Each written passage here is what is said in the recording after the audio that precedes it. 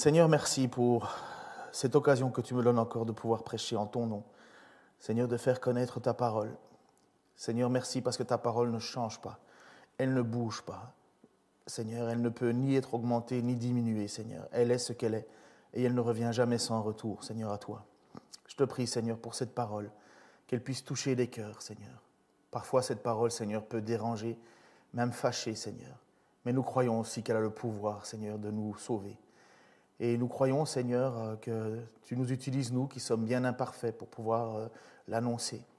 Merci, Seigneur, parce que ta parole ne bouge pas, et nous ne faisons que passer sur cette terre, nous sommes des passagers, Seigneur, et je te prie que dans ce voyage sur cette terre, Seigneur, nous puissions, par notre proclamation de ta parole, Seigneur, en amener d'autres à toi encore, pour la seule gloire de ton nom, Seigneur, et pour le salut de leurs âmes. Au nom de Jésus-Christ.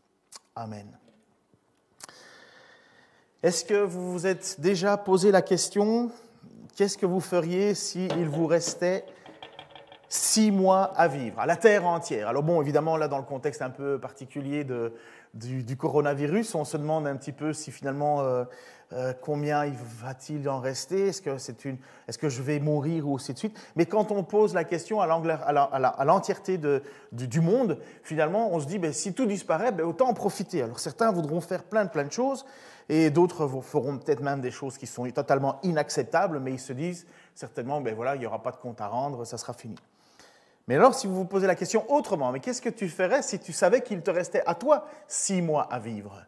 Donc, on décèle une maladie qui va te mettre certainement, qui est programmée pour qu'au bout de 6 mois, avec certitude, tu meurs. Alors, que feras-tu de ces 6 derniers mois? Alors ça, j'en entends déjà, pas mal de mes amis ou moi-même qui ont dit « Alors là, moi, je profiterai pour voyager, visiter le monde, je ferai des choses que je n'aurais jamais fait. » Il y avait un magnifique film assez rigolo qui s'appelait « The Bucket List ». C'était Morgan Freeman et un autre acteur que j'ai oublié qui étaient sur des lits d'hôpitaux et finalement, lui était très riche et Morgan Freeman était assez pauvre et ils avaient tous les deux une bucket list, une liste de choses à faire avant de mourir. Et l'homme étant très riche, j'ai oublié son nom, ça va peut-être me revenir, c'est pas très important, mais l'homme étant très riche, lui a dit « Mais écoute, moi, je vais réaliser tes rêves, j'ai l'argent pour le faire et de toute façon, profitons de la vie, je vais le faire. » Et il y a même une chose assez rigolote, ils ont bu du café, si vous regardez le film, ça sera une petite anecdote dans le film, mais un des deux ne voulait absolument pas boire ce café. Vous saurez certainement pourquoi après. Mais combien d'entre nous diraient, voilà, je sais qu'il me reste 6 mois à vivre, ce que je vais faire, c'est que je vais donner ma vie en rançon, je vais prendre la place d'un otage quelque part. Imaginons qu'il y aurait des otages dans des pays, il n'y a pas encore longtemps, il y avait encore des otages en Afghanistan, il y en a certainement encore, les otages des FARC aussi, donc prisonniers et pris dans la jungle, et vous vous dites, voilà, moi je vais aller donner ma vie en échange, je vais faire un échange standard entre lui et moi pour donner ma vie, puisque de toute façon je vais mourir, je vais donner ma vie pour cet otage afin que lui puisse être libéré. Mais si, en même temps, je vous dis, ok, d'accord, c'est magnifique ce que vous faites, et je trouve ça exemplaire, mais sachez quand même que les otages pour lesquels vous allez donner votre vie sont remplis de toutes sortes d'injustices. Donc, vous allez certainement prendre votre place, mais voici la question, voici le portrait robot de cet otage. En fait, il est rempli de toute injustice, de mal, d'envie, de méchanceté.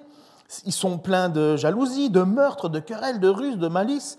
Ils lancent de fausses accusations et disent du mal les uns des autres. Ils sont ennemis de Dieu, insolents, orgueilleux, vantards, toujours prêts à imaginer de nouveaux méfaits. Ils sont rebelles à leurs parents.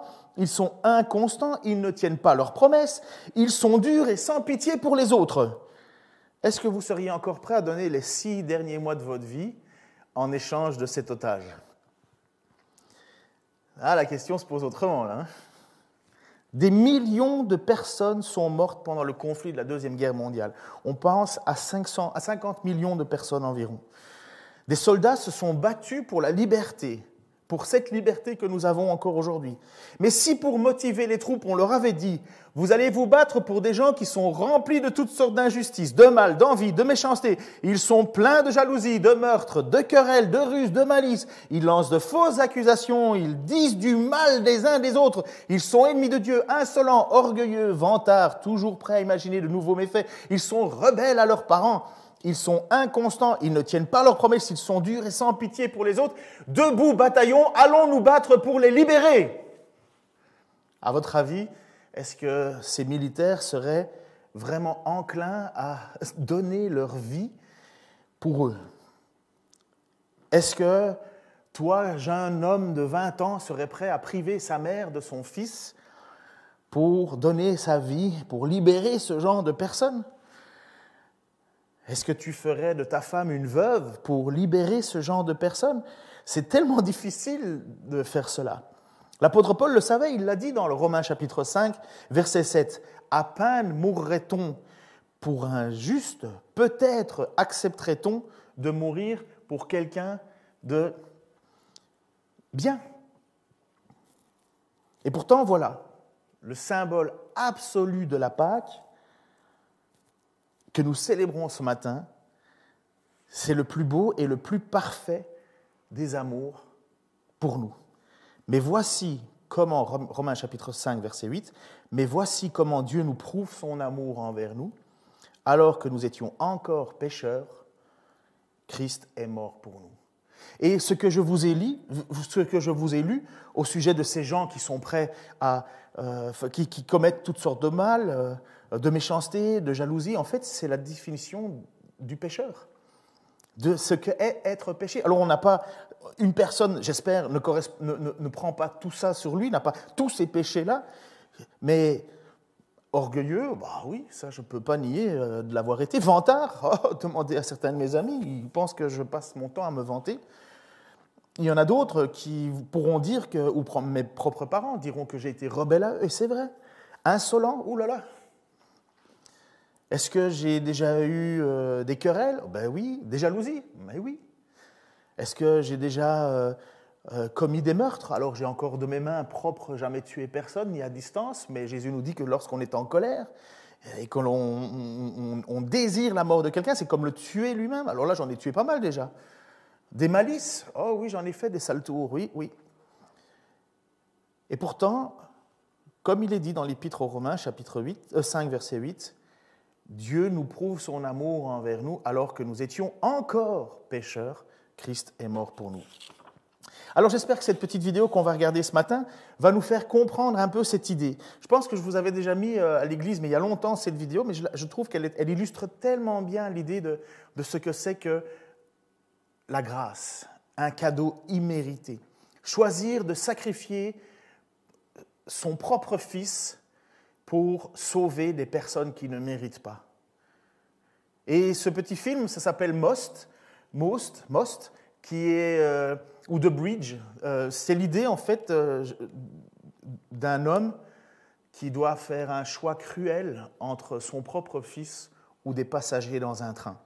Alors, j'espère que la vidéo fonctionnera. S'il ne fonctionne pas, je reviendrai. On fera peut-être une petite coupure technique, mais je reviendrai. C'est revenu? OK, alors... Désolé pour ce problème technique, c'est indépendamment de ma volonté. Je ne savais pas qu'on n'avait pas le droit de publier des vidéos qui étaient déjà sur YouTube. Mais voilà, je ferai encore mieux la prochaine fois. Alors dans cette vidéo, ce que nous voyons, c'est que nous voyons un père qui voit son...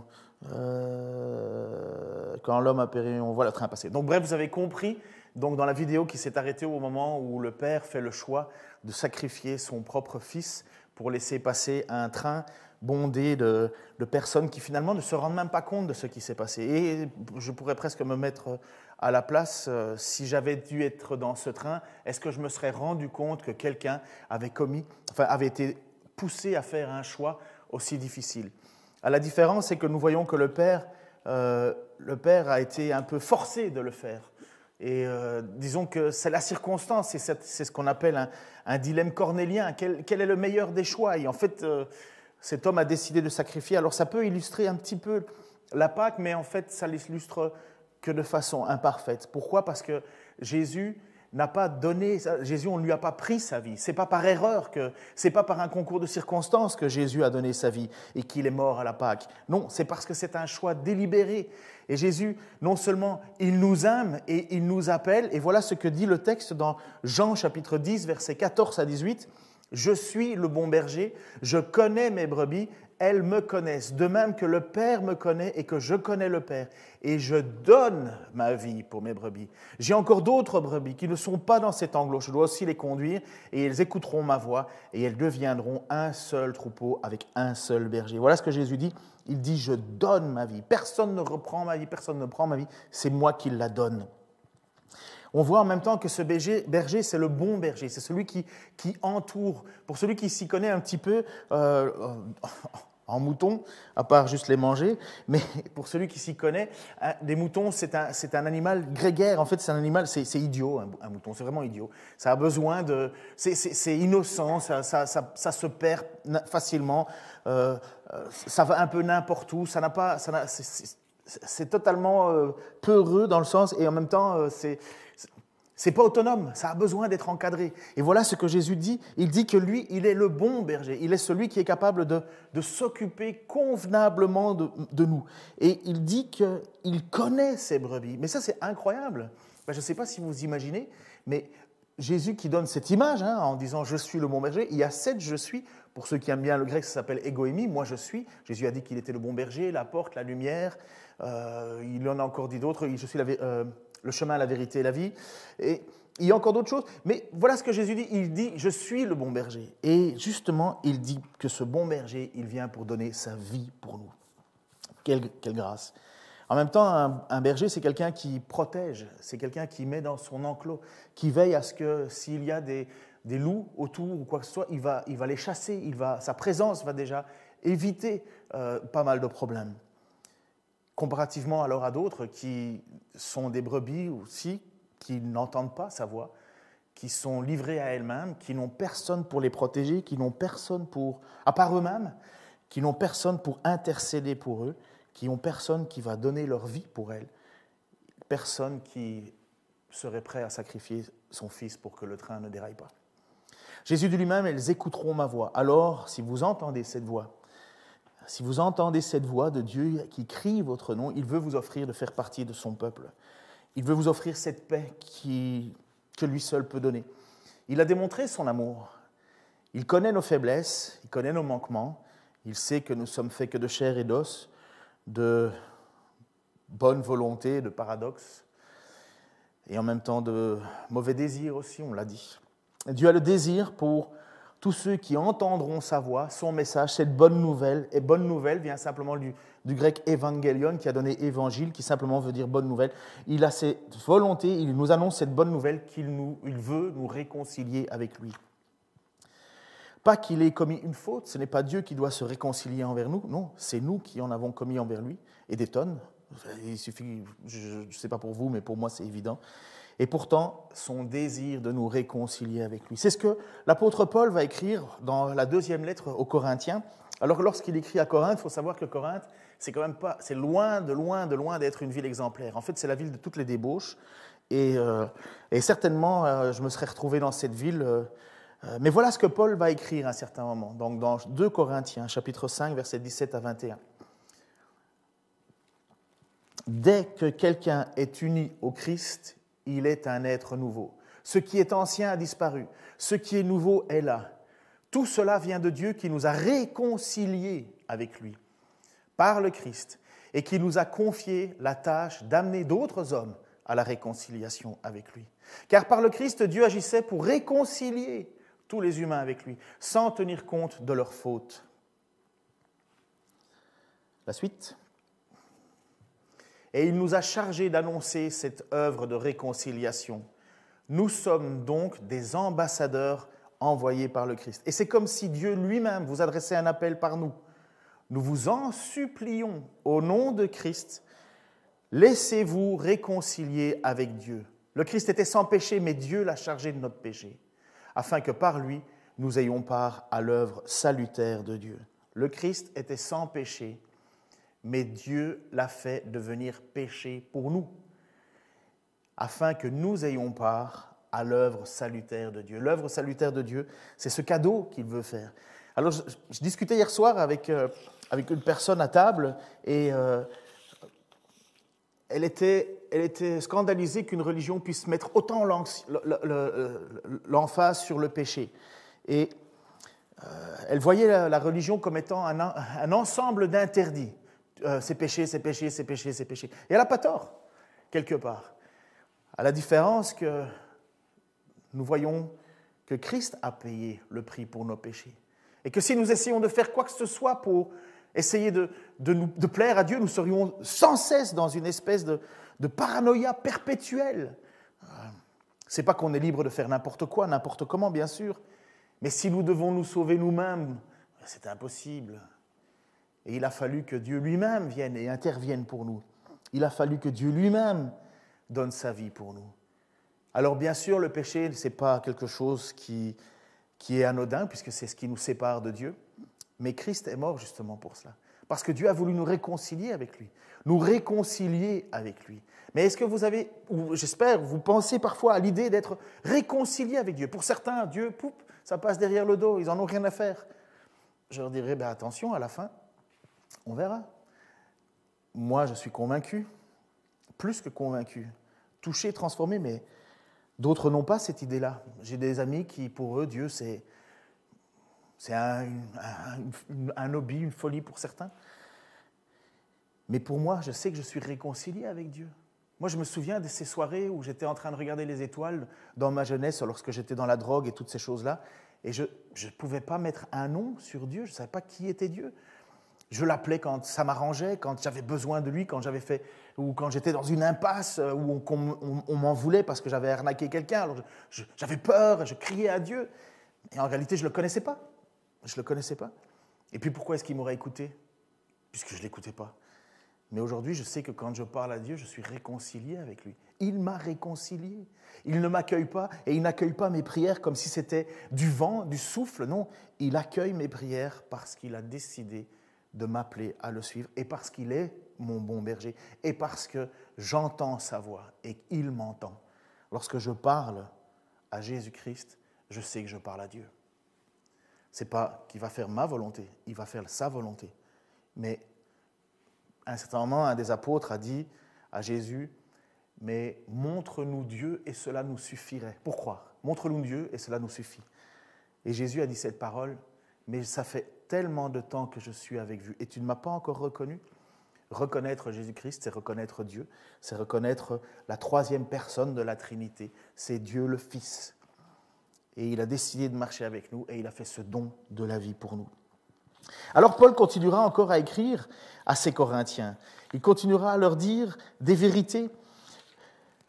Il va leur dire à un certain moment que cette espérance de la résurrection que l'on prêche ce matin et que l'on vit maintenant en tant que chrétien, s'il n'y a pas une fête plus chrétienne que toutes les autres, c'est pas Noël, c'est rien d'autre que la Pâque, la résurrection de Christ. Ça, c'est la seule fête chrétienne qui, selon moi, a toute sa force. Ça ne veut pas dire qu'on nie les autres, mais s'il y en a bien une parmi tant d'autres, c'est ça qui fait la différence.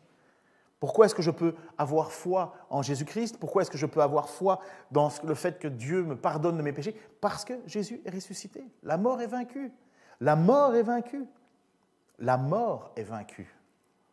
Et voilà ce que dit à un certain moment l'apôtre Paul, justement, au chapitre 15 de sa première épître aux Corinthiens, versets 1 à 9. « Frères, je désire vous rappeler maintenant la bonne nouvelle que je vous ai annoncée. » Donc c'est chapitre 15. Attendez, je vais un petit peu trop vite. Non, mais je vais prends la suivante, Denis, donc dans l'affichage, chapitre 15, versets 1 à 9.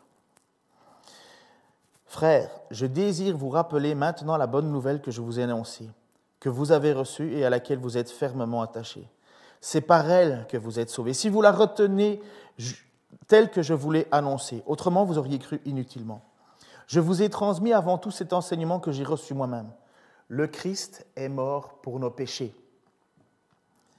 Le Christ est mort pour nos péchés, comme l'avaient annoncé les Écritures. Il a été mis au tombeau et il est revenu à la vie le troisième jour, comme l'avaient annoncé les Écritures. Il est apparu à Pierre et puis aux 12 apôtres. Ensuite, il est apparu à plus de 500 de ses disciples à la fois. La plupart d'entre eux sont encore vivants, mais quelques-uns sont morts. Ensuite, il est apparu à Jacques, puis à tous les apôtres. Enfin, après eux tous, il est aussi apparu à moi, bien que je sois pareil à un être né avant terme. Je suis en effet le moindre des apôtres. À vrai dire, je ne mérite même pas le nom, même pas d'être appelé apôtre, car j'ai persécuté l'Église de Dieu. Mais l'apôtre Paul donc, nous dit cette chose-là, cette vérité. Elle nous dit que Christ avait prévu toutes ces choses-là. Dieu avait prévu toutes ces choses-là. Il avait prévu de mourir à la croix. Il avait prévu de ressusciter le troisième jour. Il avait prévu, c'était écrit. Et puis, il est apparu à des apôtres. Il est apparu à plus de 500 personnes. Amusez-vous à lire le texte. Parfois, certains disent que c'est des hallucinations qu'ils ont eues. Mais honnêtement, 500 personnes ont la même hallucination, ça ne devient plus trop une hallucination. Ce n'est pas un mot facile à dire, ça. Mais en même temps, et c'est ce que je voulais dire, donc Denis, prépare-toi à revenir sur l'image de 1 Corinthiens, chapitre 15, versets 44 à 57. Je fais jongler mon fils avec l'ordinateur. La mort est vaincue. La mort est vaincue. Mais ça, c'est quelque chose de phénoménal. Mais qui a vaincu la mort? Alors oui, on va mourir. Je ne suis pas immortel, et tant mieux, hein, parce que je voudrais bien être immortel, mais en meilleure santé, et moins gros, si c'est possible. Mais je ne suis pas immortel de façon terrestre, et c'est ce que l'apôtre Paul va l'écrire. Mais je suis immortel spirituellement. Je sais que mon âme sera dans la présence de Dieu, et qu'un jour, je serai ressuscité, et j'aurai un corps de résurrection parfait. Je ne sais pas à quoi ça va ressembler, mais j'espère mieux que Superman. Mais le corps que nous allons avoir est un corps qui ne ressemble pas à ce que nous vivons aujourd'hui. Et voilà comment l'apôtre Paul tente d'expliquer aux Corinthiens. Alors, écoutez ce que l'apôtre Paul explique aux Corinthiens sur ce que veut dire être un corps ressuscité. Ce que l'on enterre, c'est un corps doué de la seule vie naturelle. Ce qui revit, c'est un corps dans lequel règne l'Esprit de Dieu. Aussi vrai qu'il existe un corps doté de la seule vie naturelle, il existe aussi un corps régi par l'Esprit. L'Écriture ne déclare-t-elle pas « Le premier homme, Adam, devint un être vivant, doué de la vie naturelle. Le dernier Adam est devenu, lui, un être animé par l'Esprit, communique la vie. Mais ce qui vient en premier lieu, ce n'est pas ce qui appartient au règne de l'Esprit. C'est ce qui appartient à l'ordre naturel. Ce qui appartient au règne de l'Esprit ne vient qu'ensuite. Le premier homme, formé de la poussière du sol, appartient à la terre. Le second homme appartient au ciel. Or, tous ceux qui ont été formés de poussière sont semblables à celui qui a été formé de poussière. De même aussi, ceux qui appartiennent au ciel sont semblables à celui qui appartient au ciel. Et comme nous avons porté l'image de l'homme formé de poussière, nous porterons aussi l'image de l'homme qui appartient au ciel. Ce que je dis, frères, c'est que nos corps de chair et de sang ne peuvent accéder au royaume de Dieu. Ce qui est corruptible ne peut pas avoir part à l'incorruptibilité. Voici, je vais vous révéler un mystère. Nous ne passerons pas tous par la mort, mais nous serons tous transformés en un instant, en un clin d'œil, au son de la trompette dernière. Car lorsque cette trompette retentira, les morts ressusciteront pour être désormais incorruptibles, tandis que nous serons changés. En effet, ce corps corruptible doit se revêtir d'incorruptibilité et ce corps mortel doit se revêtir d'immortalité. Lorsque ce corps corruptible aura revêtu l'incorruptibilité et que ce corps mortel aura revêtu l'immortalité, alors se trouvera réalisée cette parole de l'Écriture. La victoire totale sur la mort a été remportée. Ô mort, qu'est devenue ta victoire? Ô mort, où est ton dard? Le dard de la mort, c'est le péché, et le péché tire sa force de la loi. Mais loué soit Dieu, qui nous donne la victoire par notre Seigneur Jésus-Christ. Loué soit Dieu qui nous donne la victoire par notre Seigneur Jésus-Christ. Et ce que je lis dans ce passage-là, à un certain moment où nous dirons « Ô mort, où est ta victoire ?» Lorsque nous ressusciterons, nous nous relèverons et nous pourrons dire « La mort ne m'a pas gardé captif ». Je pourrais me relever et dire « Waouh !» Seul Jésus a vécu ça pour le moment. Seul Jésus est ressuscité. Il est le premier-né d'entre nous tous. Il est les prémices. Il est comme un avant-goût de ce que Dieu nous promet. Alors, bien sûr, nous mourrons, nous serons avec lui, mais nous ressusciterons. Et lorsque nous ressusciterons, mes amis, j'imagine, ça va être quand même étonnant, non? On se relèvera de la mort. Il est dit que le jour de la mort de Jésus-Christ, lorsque on l'a fait mourir à la croix, des morts sont sortis des tombes.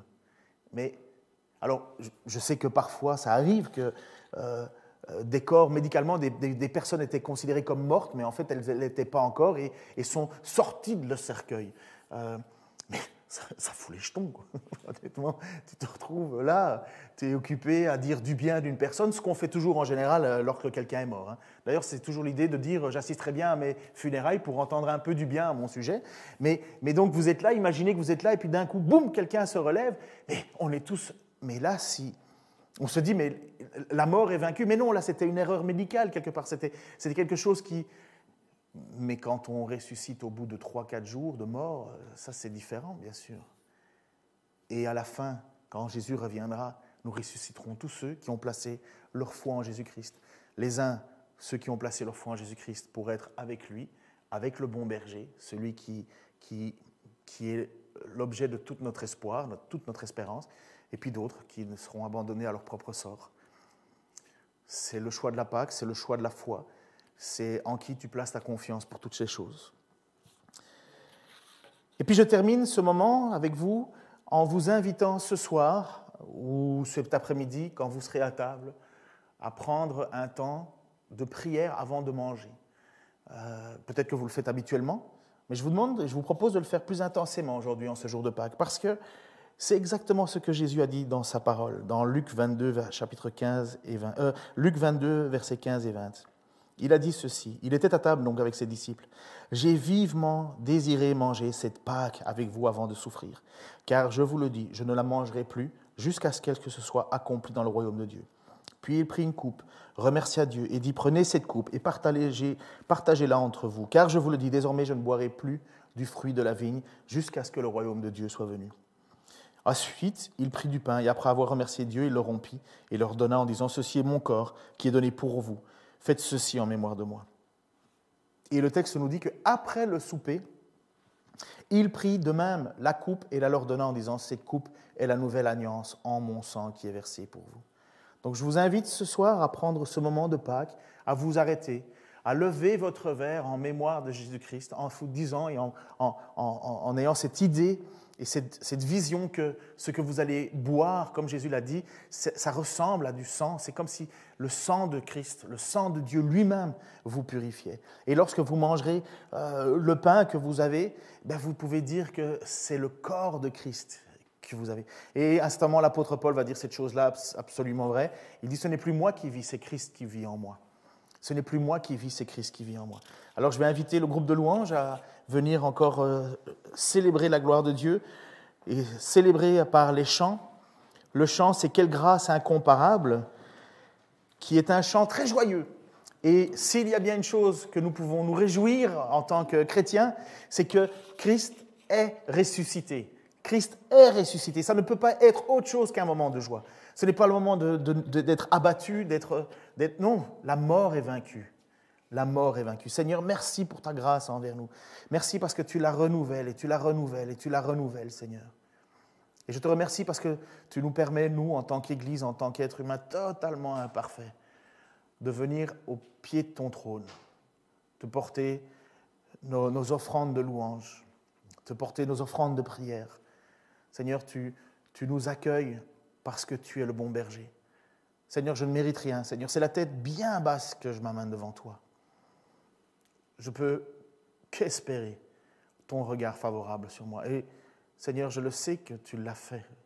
Tu es mort pour des pécheurs comme nous. Tu es mort pour nous, afin que nous ayons la vie et que nous l'ayons en abondance. Seigneur, accompagne les frères, les sœurs, Seigneur, ceux qui souffrent, ceux qui doutent, ceux qui vont clopin-clopant, Seigneur, ceux qui ont du mal, Seigneur. Rappelle-leur cette chose absolue, la mort est vaincue. Au nom de Jésus-Christ. Amen.